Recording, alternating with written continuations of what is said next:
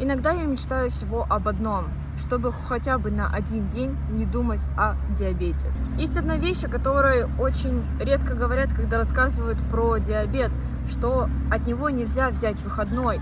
И если я устала, диабет не исчезнет. Если у меня плохое настроение, мне все равно нужно измерить сахар.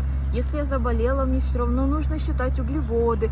Если я куда-то спешу, мне все равно нужно взять с собой инсулин. И бывает, что иногда кажется, что от всего в жизни можно немного отдохнуть, но не от диабета.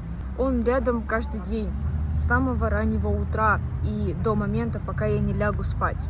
Раньше меня очень раздражала эта мысль, мне казалось, что это несправедливо, а потом я поняла одну вещь.